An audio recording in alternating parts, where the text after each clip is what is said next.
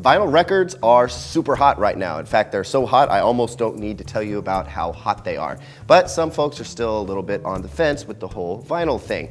It is catching on though, and more record players are being sold, and I think that's why Pioneer decided they were going to get back into the consumer level turntable thing. They make professional turntables for DJs, but this is the first really slick turntable we've seen from Pioneer in quite some time. This is the PL-30, it's $300. Let's take a look.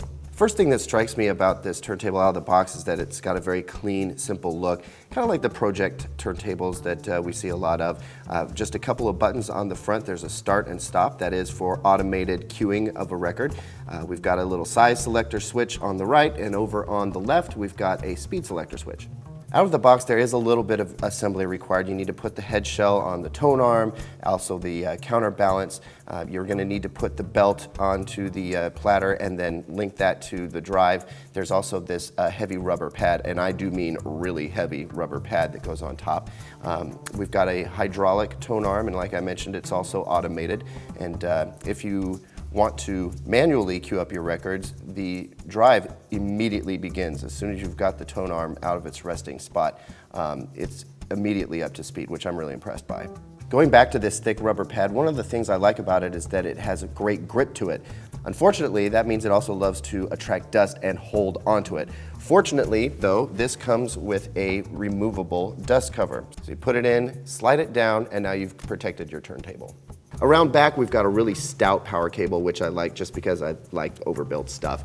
I'm not a fan of this though. This is a hard-wired RCA cable. And that means if you need to go more than 6 feet to your amplifier, you're gonna have to add extensions, and I don't like that. And then finally, you'll notice a switch here marked phono and line. That means that there is a built-in phono-preamp. So if you wanna use the phono-preamp in your amplifier, that's great.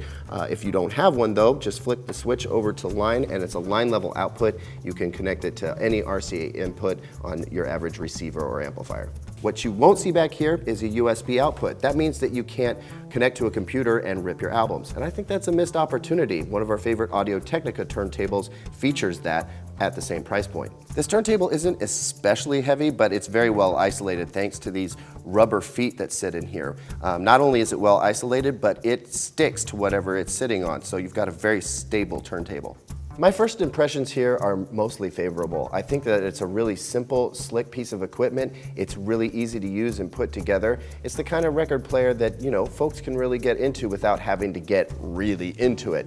For $300, I'd really like to see a digital output. I think that's a useful tool for people these days. But the overall design and simplicity wins out in the end. I'm gonna say this is a decent value.